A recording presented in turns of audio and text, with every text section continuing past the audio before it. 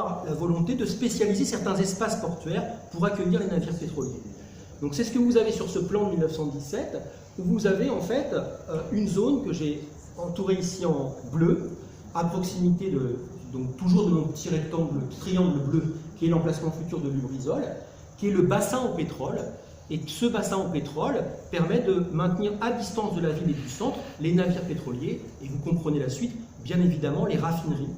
Et déjà, les usines qui vont produire les huiles ou les additifs, ça c'est l'entre-deux-guerres qui voit ce développement là à Rouen, vont s'installer à distance finalement du centre-ville de Rouen, mais également à distance des habitations.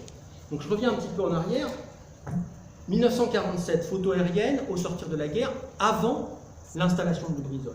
Vous avez des traces, c'est les cercles que vous avez ici, des traces en fait d'une ancienne raffinerie qui a brûlé en 1940. Et vous voyez qu'autour, on a quand même très largement une table rase. Il y a très peu d'habitations. On est sur des zones d'entrepôt et des zones qui en fait ont été les zones chimiques au départ.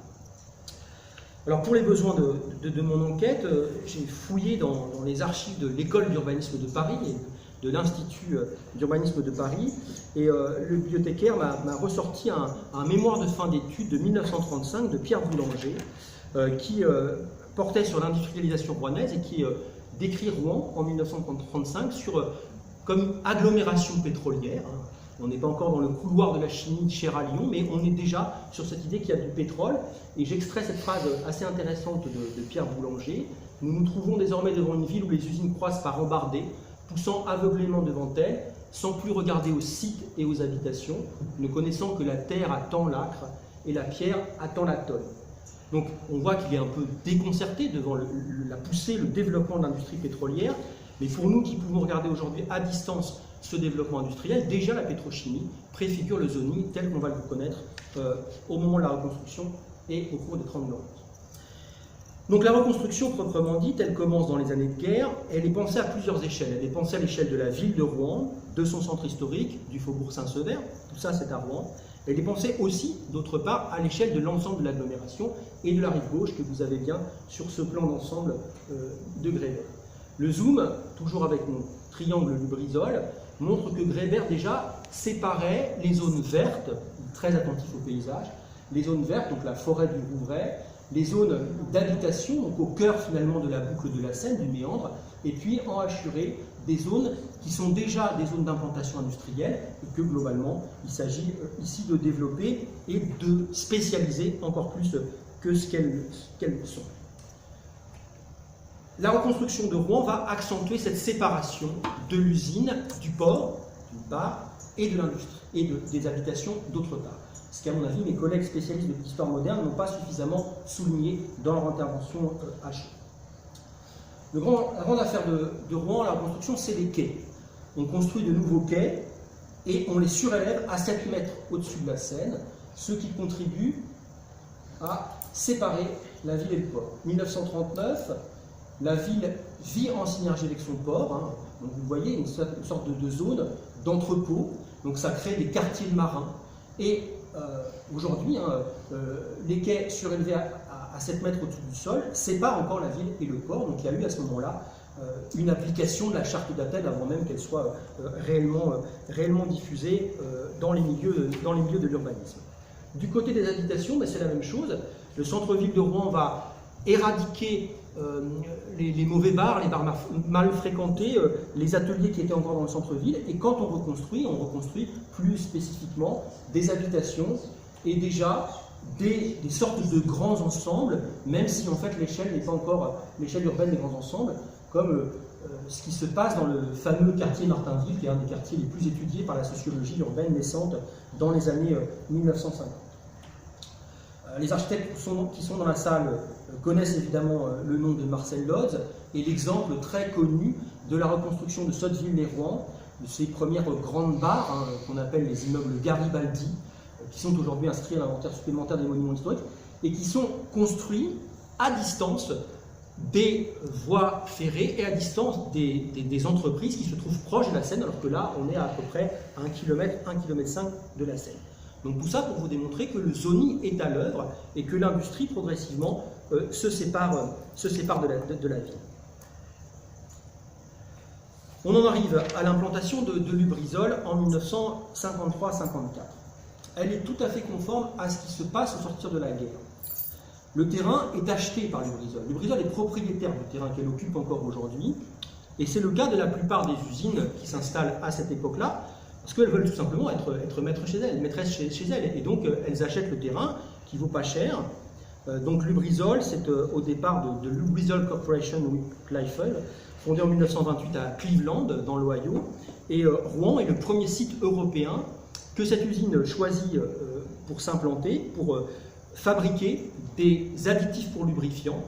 Donc vous comprenez bien le contexte de l'époque, hein, c'est le plan Marshall, c'est le développement de l'industrie automobile en France, la volonté pour les États-Unis de trouver des têtes de pont pour pouvoir irriguer le marché français. Le site de Rouen, qui est le premier site européen choisi, est assez logique puisqu'on n'est pas très loin du Havre des raffineries. On a déjà en fait le projet de vastes oléoducs et de gazoducs qui amènent le pétrole directement à Rouen. Rouen, vous le savez tous, c'est un port de mer. Donc les pétroliers, les bateaux peuvent remonter jusqu'à Rouen en profitant de la marée. Et par ailleurs, les pouvoirs publics de l'époque sont favorables au développement de ce type d'industrie pour réduire la dépendance de la chimie, de la pétrochimie et aussi de l'industrie automobile par rapport à l'étranger. La date correspond aussi, 1953-54, au lancement de ce qu'on appelle la politique de décentralisation industrielle en France. On est à l'époque du gouvernement de Pierre Mendès France. C'est également le moment où on détermine des régions de programme qui vont donner les régions actuelles telles qu'on les connaît. La Basse-Seine est la tête de pont de la politique de décentralisation industrielle. C'est un point vital pour l'aménagement du territoire. L'usine Renault, en fait, commence à s'implanter pas très loin de Rouen, à Cléon, puis pas très loin du Havre, à Sandville. Dès 1962, vu en 65 ici, ça c'est les fameuses maisons qui existaient avant que Lubrizol arrive, hein. C'est moins de 50 habitants qui vivent à 20 mètres de Lubrizol et qu'on a pu évacuer assez facilement. Donc, dès 62, Lubrizol fournit le tiers de la consommation française des additifs de moteurs et exporte déjà vers le marché commun. Le site d'implantation est donc, je l'ai dit, parfaitement logique. Je passe à ma deuxième partie, qui est de voir comment tout ça évolue dans les 30 Glorieuses. Alors les 30 Glorieuses, ce n'est pas pour moi 1945-1975, dans le sujet d'aujourd'hui, c'est plutôt 1955, 1985-90, et je suis assez conforme en fait à ce que disait Annie Fourcault. En histoire urbaine, la rupture est postérieure à la reconstruction, c'est les années 53, 54, 55, le bon repère c'est Sarcelles, le début de Sarcelles en 1954. Donc l'expression de Jean Fourastier sur les 30 Glorieuses, elle est controversée, mais malgré tout, elle fonctionne relativement bien pour ce qui nous concerne. Donc l'unité de temps 1955-1985, c'est l'unité de temps de ce qu'un historien a appelé naguère l'impératif industriel français. L'impératif industriel qui commence sous la 4e République et qui est à son apogée sous Georges Pompidou entre 1969 et 1974. La DATAR, dont parlait Annie tout à l'heure, c'est le grand projet de Fos-sur-Mer, le grand projet de Dunkerque, pas très loin de Rouen, le port pétrolier d'Antifer qui va être un échec industriel. Et donc autour de la Basse-Seine, on amplifie en quelque sorte le mouvement. Et toutes les usines en fait, qui se sont implantées dans les années 30, reconstruites dans les années 40, vont développer leur surface industrielle pendant ces 30 Glorieuses. Du point de vue de l'aménagement urbain, les 30 Glorieuses, telles que je les définis, c'est le moment où on a des hommes forts à la tête de l'État qui ont un pouvoir d'aménageur. L'État est aménageur, même si ce n'est pas lui qui construit directement. C'est l'époque de Pierre Sudreau en région parisienne, puis de Paul Delouvrier. Je n'insiste pas là-dessus, je pense que c'est des choses que vous connaissez. Ce que vous connaissez peut-être moins, c'est que Delouvrier a un homologue en Normandie qui s'appelle Pierre Chaussade, qui comme lui est passé par l'Algérie. Et Chaussade, c'est un des premiers préfets coordonnateurs qui va lancer la politique de coordination qui va donner ensuite les préfectures de région. Donc Chaussade accompagne le mouvement d'industrialisation de Rouen et de l'agglomération et de construction de toute une série de zones d'habitation très très importantes. Alors comment ça se matérialise, comment ça se concrétise pour Rouen et pour Lubrizol à ce moment-là? Alors tout d'abord, on ne peut pas se limiter sur ce sujet-là à considérer simplement dans le sujet